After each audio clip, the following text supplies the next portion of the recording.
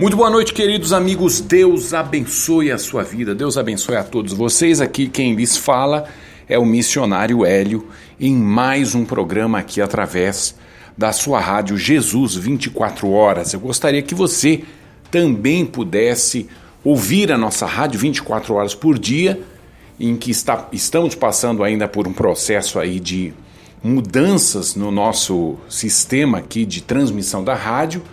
Mas você é nosso convidado, www.jesus24horas.com.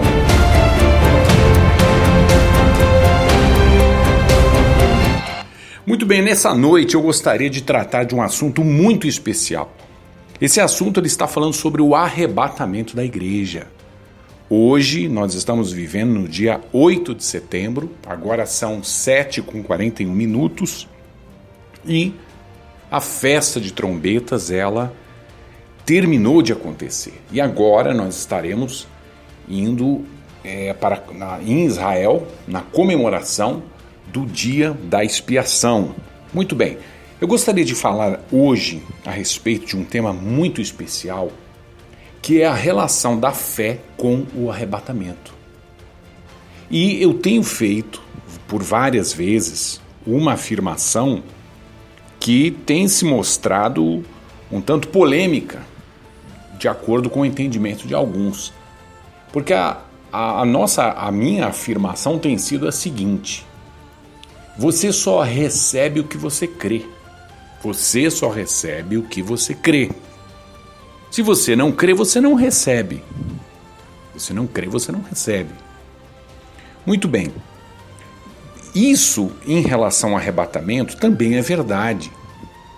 Porque aquele que não crer no arrebatamento, ele não pode receber. Você não vai receber o arrebatamento se você não crer.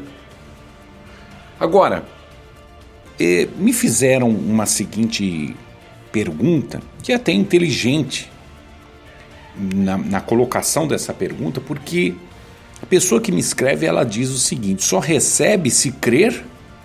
Então a palavra de Deus é mutável? Eu não entendi porque ele diz isso. Então vamos usar esta regra para tudo na Bíblia. Não, primeiro que está errado, que nós não devemos usar regras para todas as coisas, não é? Geralmente regras são usadas para determinados fins, para fins correspondentes àquela regra. Então eu não posso usar determinadas regras para tudo na vida. Eu não posso usar, por exemplo, regras no meu trabalho, vamos supor, na programação. Eu não posso usar todas as regras de programação para a vida cotidiana. Não, isso não funciona. Então, existem certas regras também de hermenêutica na área jurídica que não se usa na área da teologia e vice-versa. Então aqui nós não podemos nunca estar exagerando e usar regras para tudo. Mas ele está dizendo o seguinte: vamos usar essa regra para tudo na Bíblia. O milênio é literal ou simbólico? Muitos creem ser simbólico e outros literal. Se for literal, só os que creem ser literal irão entrar no milênio? E os que criam, e os que não creram ou não acreditavam nisso, ficam como? Muito bem, a essa pergunta eu respondi da seguinte maneira e vou responder aqui para você diretamente para todos. Eu continuo dizendo, você só recebe o que você crê. Você só recebe o que você crê. Pois bem, aqui ele está dizendo sobre a doutrina do milênio. A doutrina do milênio. Então vamos falar sobre a doutrina do milênio. A doutrina do milênio, ela não é uma promessa, mas sim uma doutrina. Ela é uma doutrina bíblica. E não é tampouco uma doutrina cristocêntrica, ou melhor, não é uma doutrina da cristologia, quer dizer, do estudo da pessoa de Cristo. Por que eu digo isso? Exatamente porque não corre o risco, se você crer ou não crer nessa doutrina, não correrá um risco para a sua salvação. Não correm um risco para a sua salvação. As doutrinas bíblicas que têm a ver com a pessoa de Cristo de Jesus Cristo, da segunda pessoa da Trindade, essas sim são completamente intocáveis e você tem que tomar muito cuidado. Porque se você não crer exatamente como diz as Escrituras e como o senso comum da igreja cristã ela apresenta o Senhor Jesus, então você corre um grave risco da sua salvação. Porém, as outras doutrinas teológicas, no que diz respeito, por exemplo, à escatologia, vamos até dizer isso, algumas, a grande maioria, ou melhor, todas as doutrinas escatológicas, elas não implicam em perigo de perda de salvação. Não implicam. Até mesmo porque o arrebatamento, ele não é propriamente dito a salvação, mas sim a retirada, a ascensão da igreja fiel, a ascensão da igreja fiel em corpo, alma e espírito para recebimento do galardão. Então o arrebatamento tem mais a ver com galardão que com salvação, porque aqueles que não participarem do arrebatamento poderão ser salvos. Poderão ser salvos. Então, a salvação é uma coisa, o arrebatamento é outra coisa. É o que eu vou explicar para vocês hoje aqui com a palavra de Deus. Mas o que eu quero dizer é que doutrinas, você não pode confundir doutrinas com promessa. Promessa é uma coisa, doutrinas é outra coisa. Se você não... quando você diz que não crê numa doutrina, não é que você não crê numa doutrina, você não concorda com a doutrina. É uma outra coisa. Concordar é uma coisa, crer é outra.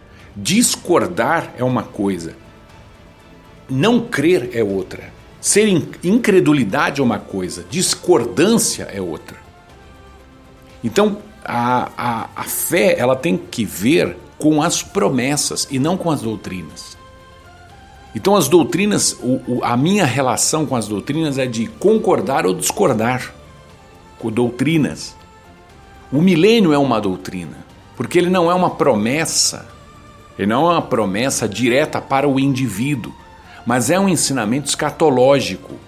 Ensinamentos são doutrinas, doutrinas são ensinamentos estabelecidos, fundamentados na palavra de Deus, que tem vários anos que aquele entendimento é fundamentado, está bem sentado.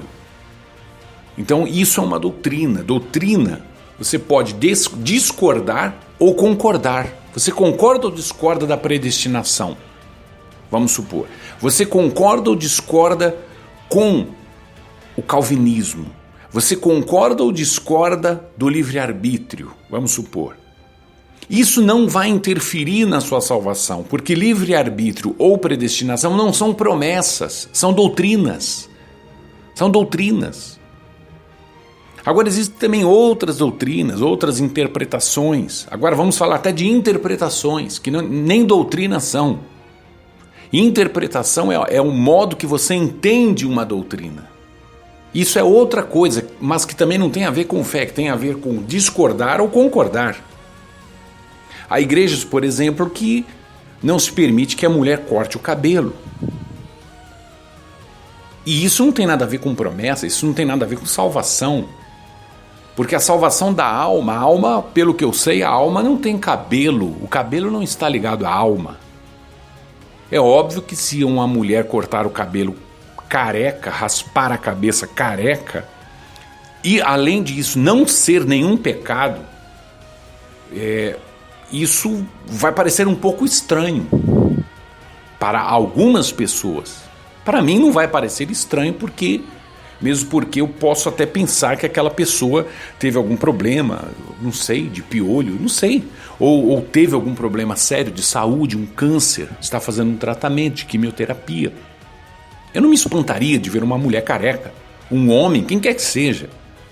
Mas existem igrejas que elas não colocam isso, elas até dizem que isso é uma doutrina, mas isso não é doutrina. Isso é doutrina de homens, isso na verdade é uma interpretação do que está escrito na Bíblia. Existem pessoas que concordam com isso, existem pessoas que não concordam. A minha esposa já cortou o cabelo curto. Ela não gosta de usar cabelo curto, mas ela já cortou o cabelo curto e eu achei lindo, maravilhoso. E quando ela usa o cabelo comprido, também acho maravilhoso. Então, existem igrejas que têm um certo entendimento, mas que também não vai interferir na sua salvação. Por quê? Porque esse entendimento não é uma promessa. Não existe uma promessa. Se você cortar o cabelo, deixar grande, vai acontecer isso, vai acontecer aquilo. Milênio é uma doutrina escatológica, é um ensinamento sobre o fim dos tempos, que algumas pessoas concordam e outras não concordam.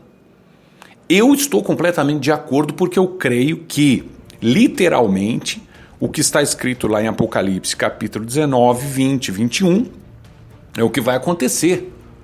Então eu creio no milênio literal, 1000 anos. Mesmo porque não está escrito a palavra milênio, está escrito 1000 anos, exatamente isso, 1000 anos. Então eu não creio em 999, eu creio 1000 anos do reinado de Jesus Cristo. Eu concordo com isso, melhor dizendo. Eu concordo com isso, eu creio. Agora, no respeito às promessas, não existe discordar ou concordar. Existe sim crer ou ser incrédulo. Incredulidade ou fé. Você só recebe o que você crê. Porque o que você recebe é uma promessa. Promessas são coisas que Deus coloca, propostas que Deus coloca a cada indivíduo, a todos indivíduos, a cada um de todos os indivíduos, melhor dizendo. Quando você crê, você recebe. Quando você não crê, você não recebe. Porque é uma promessa. Promessa não tem esse negócio de você concordar ou discordar, ou você crê ou você não crê. O arrebatamento é uma promessa. Por quê? Porque não é para todos. Não é simplesmente um ensinamento doutrinário o arrebatamento. O arrebatamento é uma promessa. E eu já falei várias vezes sobre essa promessa. Se você ler Apocalipse, capítulo 3, Apocalipse, capítulo 3, vou ler aqui para você, vou abrir aqui minha Bíblia e ler para você, Apocalipse, capítulo 3, no versículo 10, porque como guardaste a palavra da minha paciência, também eu te guardarei. Isso aqui é uma promessa para indivíduos. Te guardarei, não vos guardarei. Te guardarei é uma promessa individual para uma pessoa. Aquele que crê vai receber. Eu te guardarei da hora da tentação que há de vir sobre todo o mundo para tentar os que habitam na terra. Em Lucas 21, capítulo 36, em Lucas capítulo 21, versículo 36, Jesus ele diz: vigiai e orai para que podeis escapar, para que podeis ser dignos de escapar de todas essas coisas, que todas essas coisas eram as coisas que anteriormente ele falava no capítulo 21 de Lucas, a tribulação. Vigiai e orai para que vocês orem para que vocês escapem disso. Não ore para passar por isso, ore para escapar. Você tem que crer nessa promessa. Para se colocar em oração e vigilância, é porque você crê que vai escapar. Então você só recebe o arrebatamento se você crê, porque o arrebatamento é uma promessa. Algumas pessoas que forçam, porque são tão incrédulas que elas não conseguem enxergar uma promessa nisso, nessas coisas que nós lemos, e outras más, que Jesus nos livra da ira vindoura, e outras coisas mais. Então as pessoas que não conseguem enxergar tudo isso que eu estou mostrando e que outros evangelistas do arrebatamento estão mostrando, eles não conseguem enxergar justamente porque são incrédulos, eles não creem. Então eles evitam enxergar. Então isso, na verdade, é uma revelação que está fechada para eles. Eu até creio que eles são vasos preparados para a ira. São vasos preparados para a ira. Eles são vasos de Deus, mas estão preparados para a ira. Isso é muito sério. Eu vou citar outro exemplo aqui que vai deixar você completamente sem resposta se você acredita nisso. Pare de desacreditar na promessa do arrebatamento. Jesus, o arrebatamento é a promessa que Deus faz de tirar a igreja, de tirar os fiéis, indivíduos, não igrejas completas, membros de todos os membros de uma igreja, não é isso. É indivíduos que Jesus vai tirar para que eles escapem de todas essas coisas que vão acontecer. Estão para acontecer, a tribulação vai começar. E a tribulação, nós já tivemos nesses 2 últimos anos uma prévia do que vai ser a tribulação. Uma pequena, mas pequeníssima demonstração, mas muito minúscula do que será. Pestes, controle total, controles governamentais, fome, miséria, coisas desse tipo, catástrofes, desemprego, morte, guerras civis, tudo isso vai acontecer. Tudo isso vai acontecer na tribulação. Não, eu quero escapar disso, Jesus disse. Eu só quero escapar disso porque eu ouço o que Jesus disse. E Jesus prometeu. Se ele prometeu, eu quero. Se ele não tivesse prometido, eu me conformaria em passar pela tribulação. Mas ele está dizendo, vigiai e orai para que vocês sejam dignos de escapar dessas coisas. Vocês vão ser dignos de escapar, vocês vão escapar de tudo isso. E Jesus disse isso em Lucas 21, versículo 36. 21, 36. Em Apocalipse capítulo 3, versículo 10, ele faz essa promessa. Algumas pessoas não enxergam tudo isso que nós estamos mostrando como promessas de Deus, simplesmente porque elas não creem, elas são incrédulas. E elas estão sendo preparadas para vasos de ira, para passar pela ira vindoura. Elas vão ter um papel importante na tribulação, porque elas vão pregar o evangelho para o resto do mundo durante a tribulação. Elas vão pregar, elas vão ser martirizadas durante a tribulação, está escrito isso. Elas vão pregar para alguns judeus, só que tem um detalhe, eles não vão receber galardão. Quem passar pela tribulação não vai receber galardão no céu. Não vai receber. E eles só não enxergam isso como promessas. E alguns falam assim, mas não está claro que será o arrebatamento da igreja. Eu vou te desafiar com uma coisa. No Antigo Testamento, estava claro que Jesus ressuscitaria? Estava claro? Não estava claro. A única palavra que existe, o único versículo, 2 versículos que existem, onde Davi diz que Deus não permitirá que o seu santo veja corrupção, que é a corrupção da morte, que é a decomposição do corpo. E a outra promessa em Oséias capítulo 6, onde Deus fala que no terceiro dia eles, no plural, seriam levantados. Então isso também não eram promessas claras de que Jesus ressuscitaria. Não eram promessas claras que Jesus ressuscitaria. Mas houve a ressurreição. Houve a ressurreição do Senhor Jesus. Não existe no Antigo Testamento uma palavra clara que Jesus viria 2 vezes. Por isso mesmo que os judeus não acreditam que Jesus foi o Messias. Porque Jesus morreu. E no entender deles, ele não ressuscitou. Se fosse claro que o Messias ressuscitaria, os judeus teriam acreditado mais fácil que Jesus foi o Messias. Então, não existe existem promessas que não são tão explicitamente, literalmente claras, mas que são promessas. São promessas.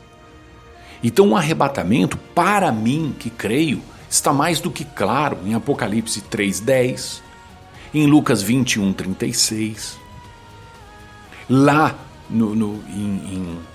em Tessalonicenses, lá em Timóteo, onde se diz que Jesus nos livra da ira vindoura.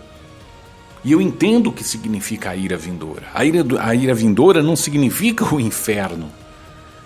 Está claro que na linguagem profética de Tessalonicenses, que Paulo ele usa completamente, de começo a fim dessa epístola, termos proféticos que ele pega dos profetas. E ele pegou dos profetas a expressão também ira. Por quê? De onde ele tirou ira dos profetas? Lá nos profetas. Daniel, onde Daniel ele fala da ira vindoura, onde ele fala do tempo da ira, em Daniel capítulo 8, versículo 19, onde os profetas falavam do dia da ira, se referindo a um período de tempo, e não só um dia de 24 horas, como é o dia da graça, o dia aceitável da salvação que nós estamos vivendo, que não é um dia, já são quase 2000 anos que estamos vivendo no tempo da graça, mas é chamado de dia. É chamado de dia em 2 Coríntios capítulo 5. É chamado de dia aceitável. E haverá o dia da ira, que na verdade não é um dia de 24 horas, mas um tempo de 7 anos, em que os profetas usavam essa expressão, ira. O tempo da ira, Daniel fala. Daniel fala o tempo da ira. Então, quando se diz que Jesus nos livra da ira vindoura, então está se dizendo exatamente que não é que Jesus nos livra na ira vindoura, não é dentro da ira, mas é para fora dela. Ele nos livra dela e não nela. Ele nos tira dela. Ele nos tira dela. Vos pouparei da hora da tribulação. Não é uma hora de 60 minutos, mas a hora é exatamente o tempo de 7 anos. Vos pouparei, vos livrarei deste tempo, não neste tempo. Eu não vou livrar vocês durante esse tempo, mas eu vou livrar vocês dele. Vocês não vão passar por ele. Não vão passar por ele. Ao contrário de vocês vão passar e eu vou livrar vocês nele, dentro dele, vocês estando dentro desse tempo. Não, vocês vão estar fora deste tempo. Fora deste tempo. Essa é a promessa, Apocalipse 3, versículo 10. E se vocês querem uma exegese mais profunda, em termos gregos, eu também posso oferecer para vocês, com todo prazer. Eu já me coloquei à disposição aqui, até se alguém quiser debater sobre esse tema. Ao vivo, da maneira que você quiser, gravado ao vivo, presentemente, online, da maneira que você quiser. Porque para eu crer em algo, eu creio na promessa, e para que nós ensinemos sobre algo, nós temos que realmente ter um respaldo. Estudar muito sobre aquilo para poder ensinar. E é o que nós pretendemos fazer hoje, amanhã e sempre. Muito bem, sobre a promessa do arrebatamento, existe um episódio na palavra de Deus que, para mim, é exatamente um tipo do arrebatamento no passado. Um tipo, por que tipo? Porque exatamente o que aconteceu no passado é o que está para acontecer nos dias do arrebatamento da igreja. O que aconteceu com o povo de Israel é um espelho do que está para acontecer na igreja. O que é esse evento? O que foi esse evento? Foi justamente o momento de eles entrarem na Terra Prometida. O momento deles entrarem na Terra Prometida.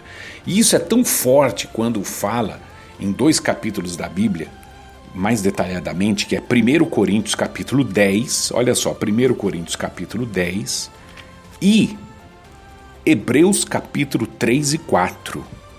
Hebreus 3 e 4 e Coríntios capítulo 10. Quem não crê não recebe. Quem não crê não recebe. Por que eu estou fazendo essa semelhança entre o momento em que o povo de Israel morreu no deserto e não pôde entrar na Terra Prometida, alguns deles, e somente aqueles que tinham menos de 40 anos é que puderam entrar na Terra Prometida anos depois, até que todos os outros morressem no deserto. Por que eu faço a comparação com esse episódio e o arrebatamento? Porque Paulo, lá em 1 Coríntios capítulo 10, versículo 11, ele falou isso. Ele disse o seguinte: ora, todas essas coisas lhe sobrevieram, não vos sobrevieram, sobrevieram a eles. A eles quem? A Israel. lembre-se que Paulo estava escrevendo para a igreja, 1 Coríntios. Corinto era uma cidade da Grécia. Paulo escrevia para a igreja.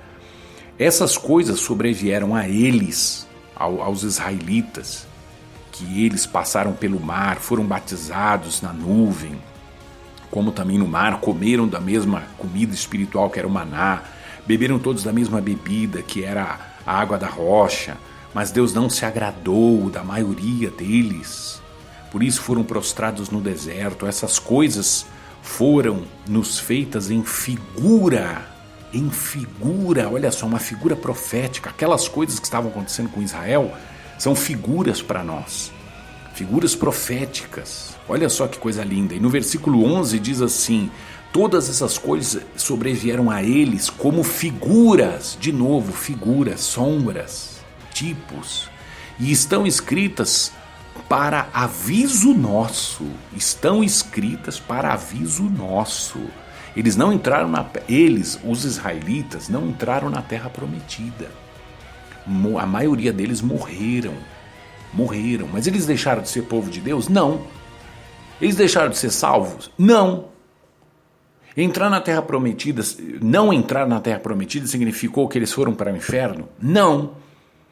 Eles foram batizados nas águas, eles foram cheios do Espírito Santo, simbolicamente, bebendo a água, todos eles se saciaram da água, participaram de Cristo, da comunhão, comendo pão. Todos eles, está dizendo aqui, todos eles, da mesma comida espiritual. Mas diz aqui que tudo isso aconteceu, eles não entraram na terra prometida, Deus não se agradou da maioria deles, ou seja, só a minoria que entrou na terra prometida, que para mim isso sim é a figura do arrebatamento. É a figura do arrebatamento. A maioria vai ficar fora. A maioria não vai. Como aconteceu com Israel. A maioria não agradou. Está escrito aqui, versículo 5. Estou lendo aqui 1 Coríntios capítulo 10. Deus não se agradou da maioria deles. E todas essas coisas aconteceram com eles como figuras, sombras, como figuras. Olha só. Como figuras. Aí diz assim: e estão escritas para aviso nosso. Então aconteceu com eles para aviso nosso, da igreja. Para quem, olha só, para quem já são chegados os fins dos séculos. Para quem já são chegados os fins dos séculos. Então isso aqui está falando de profecia, de escatologia, do fim dos tempos. Isso aqui é para aqueles que fazem parte da igreja, que vão fazer parte do fim dos tempos. Somos nós. Olha essa coisa, tudo isso que aconteceu com Israel, que a maioria deles não entrou na terra prometida, mas nem por isso deixaram de ser Israel. Eles foram salvos quando saíram do Egito. Eles já foram salvos. Eles foram salvos ali. Eles passaram pelo batismo. Eles receberam o Espírito Santo. Tudo isso simbolicamente, figuradamente. Está escrito aqui, 1 Coríntios capítulo 10. A água que eles beberam simbolizava o Espírito Santo. Então eles foram cheios, eles foram saciados. A água da vida, o Espírito Santo, eles beberam todos. Então todo aquele povo era povo de Deus, era o povo de Israel. Era o Israel. Eles receberam a presença de Deus. A presença de Deus estava com ele na nuvem, no fogo. Eles estavam ali na primeira aliança, na antiga aliança. Eles participaram daquilo, do sacrifício do cordeiro. Eles eram do povo de Deus. Porém, a maioria deles não entrou na terra prometida. A terra prometida é o símbolo do arrebatamento.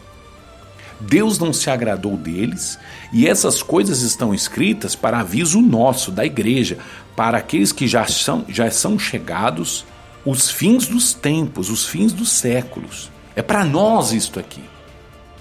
Então, o que aconteceu com eles, não está dizendo o seguinte: olha, isso aqui é para um aviso a todas as gerações de crentes. que se você não perseverar, você vai para o inferno. Não, isso seria para todas as gerações de crentes.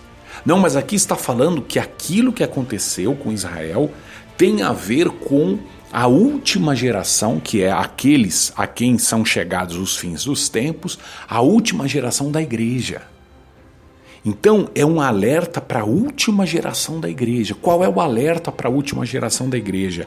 A maioria da igreja não vai entrar na terra prometida. A maioria vai ficar no deserto. E o deserto, como diz o versículo 13, não vos sobreveio tentação que não seja humana, mas Deus é fiel que não permitirá tentar acima do que podeis, para que a tentação, antes com a tentação, também dará o escape. Também dará o escape da tentação. Tentação também significa provação, também significa tribulação.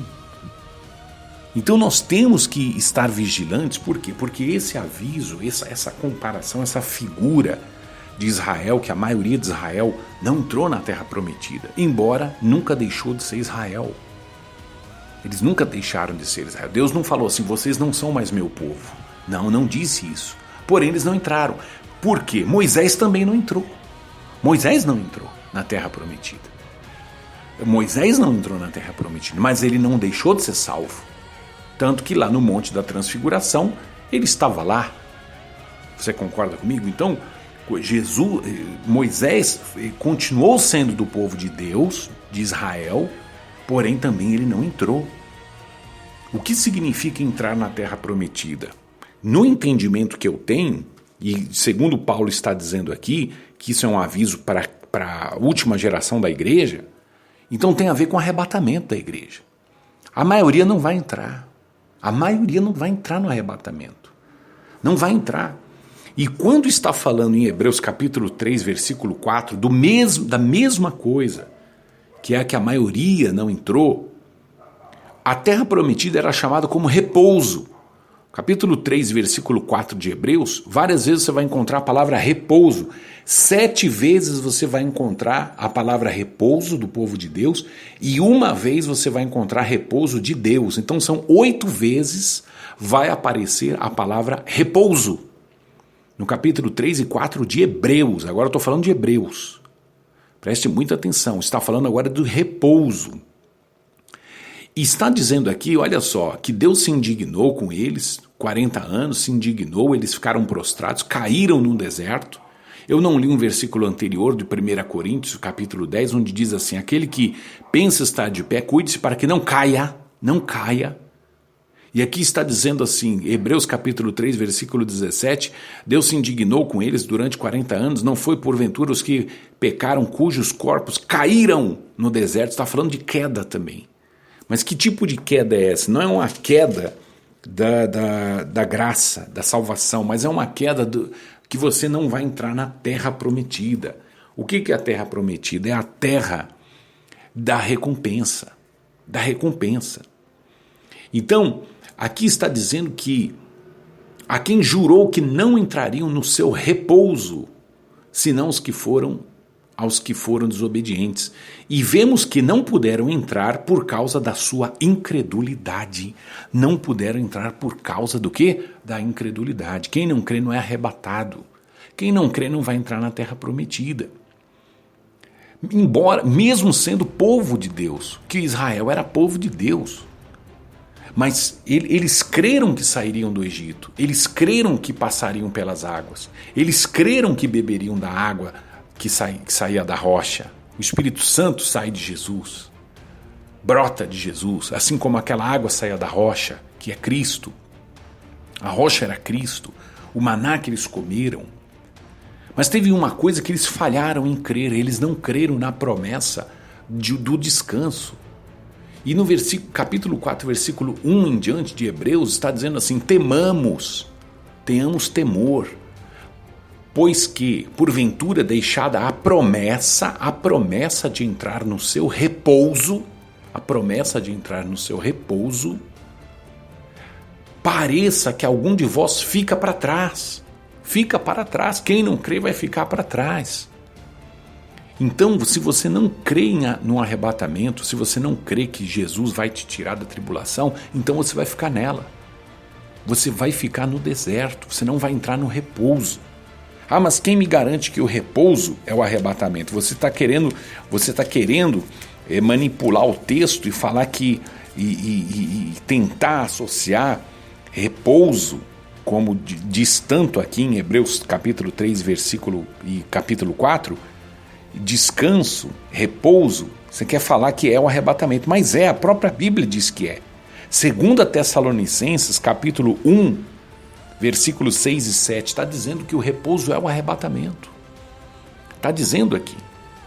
Aliás, o dia da trombeta se comemora que Israel não faria nada, estaria em descanso, estaria em repouso. A trombeta anuncia que chegou o repouso para o povo de Deus. 2 Tessalonicenses capítulo 1, versículos 6 e 7 diz: se de fato é justo diante de Deus que dê em paga tribulação aos que vos atribulam. Hoje em dia você está sendo atribulado. Eles que vão pagar na tribulação. Eles vão passar pela tribulação. E a vós, que sois atribulados durante esse tempo da igreja, o tempo da graça, vós que sois atribulados, ele dará descanso conosco, quando se manifestar o Senhor Jesus desde o céu com os anjos do seu poder. Então dará descanso. Quando virá esse descanso? Quando Jesus se manifestar do céu, no céu, não é na terra, no céu. O arrebatamento acontece nas nuvens. Jesus não toca no céu, não toca na terra, desculpe. Ele não toca ainda os seus pés na terra. Quando acontece o arrebatamento, é só ainda no céu, nas nuvens. Nas nuvens. Aqui está dizendo em 2 Tessalonicenses, capítulo 1, versículos 6 e 7, que descanso se refere ao momento que Jesus voltar do céu e no céu, naquele momento em que ele vai livrar da tribulação. E naquele momento que ele estará voltando no céu para dar descanso às pessoas que estão sendo perseguidas no tempo presente, ele vai dar descanso a essas pessoas e vai dar tribulação aos outros. Então ele vai dar duas coisas, descanso e tribulação ao mesmo tempo. Tribulação àqueles que hoje estão nos perseguindo e descanso àqueles que estão sendo perseguidos hoje em dia. Então nós receberemos o descanso e os demais receberão tribulação. Não está dizendo que eles vão já direto para o fogo do inferno, não, eles vão passar pela tribulação dos 7 anos. E aqui no capítulo 3 e 4 de Hebreus está falando diversas vezes o repouso. Eles não entraram no repouso, eles tiveram a promessa de entrar no repouso, mas por causa da incredulidade eles não puderam entrar. Eles ficaram para trás, está usando esses termos, ficaram para trás. Está dizendo incredulidade, não creram na promessa, porque também a nós foram pregadas as boas novas como a eles, mas a palavra da pregação nada lhes aproveitou, porquanto não estava misturada com a fé naqueles que a ouviram. Porque nós, os que temos crido, entramos no repouso, tal como disse: assim jurei na minha ira que não entrarão no meu repouso. E aqui ele está falando várias vezes que resta um repouso para o povo de Deus. Procuremos, pois, entrar naquele repouso para que ninguém caia no mesmo exemplo de desobediência. Caia, aqui está usando de novo a palavra caiu, como diz lá em 1 Coríntios capítulo 10, que aquele que está de pé cuide-se para que não caia, aquele que pensa estar em pé. Muito bem, esse é o paralelo de comparação que eu faço entre o arrebatamento e a entrada do povo na terra prometida. Escute bem, eles não deixaram de ser Israel. Todos eles foram batizados, todos eles participaram do Espírito Santo, todos eles receberam a Cristo. Tudo figuradamente, obviamente, mas está dizendo Paulo, o Espírito Santo através de Paulo está dizendo, tudo isso foi escrito para aviso nosso. O que aconteceu com eles é para aviso nosso, principalmente para aqueles a quem são chegados os fins dos tempos. Então a igreja de Jesus tem que ficar atenta. Se você faz parte da igreja, isso não significa que automaticamente você vai ser arrebatado, crendo ou não crendo. Porque isso não é uma doutrina, não é uma simples doutrina. Que se você concorda ou não concorda, ela continua sendo doutrina. Não, isso não é doutrina. Isso é uma promessa diretamente para você e para mim. Promessas são diferentes de doutrinas. Promessas são palavras que envolvem e que estão o objetivo delas é o indivíduo. O cumprimento delas vai ser para aquele que crê. E aquele que não crê não recebe. Eles não entraram na terra prometida, por quê? Porque Josué e Caleb visitaram a terra prometida junto com os outros 10 espias e eles voltaram dizendo o seguinte: nós vamos subir e entrar na terra. Se Deus se agradar de nós, nós entraremos, nós subiremos. E você sabe que os outros espias diziam? Eles diziam assim: nós não subiremos. Então esses 10 espias, esses espias incrédulos, eles contaminaram o povo. O povo encheu o coração deles de incredulidade, porque eles ouviram os 10 espias, os espias incrédulos. E o que aconteceu? Qual foi o resultado disso? Foi só uma questão de doutrina? Que eles não acreditaram numa certa doutrina, ou melhor, não concordavam com uma doutrina? Não, eles não creram na promessa que entrariam na terra prometida. Eles não só foram salvos no Egito, eles entrariam na terra prometida.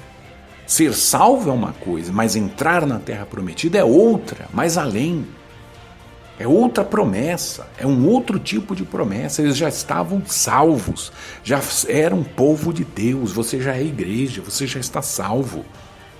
Passando ou não pela tribulação, você está salvo, estará salvo, se permanecer até o fim. Você estará salvo.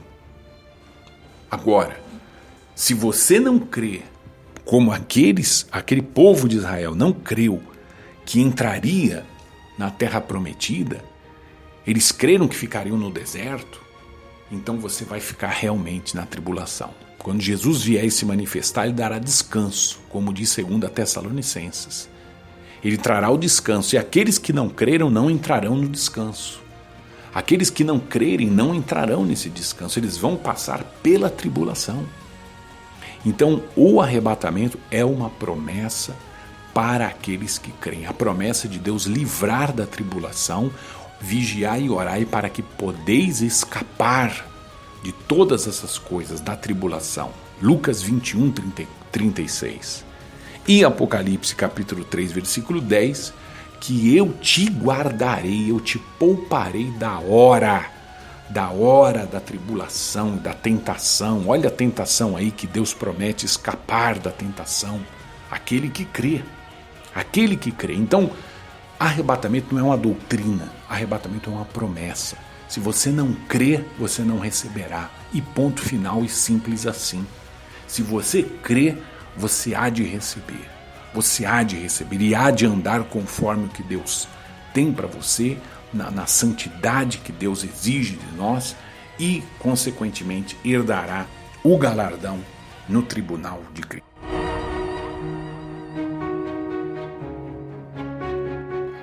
Queridos amigos, nós vamos terminando esse programa de hoje. Eu espero que isso tenha sido uma bênção para todos vocês. E em breve estaremos de volta. Por favor, eu peço a você que se inscreva no nosso canal do YouTube. Esse amigo que lhes fala, Hélio Giroto.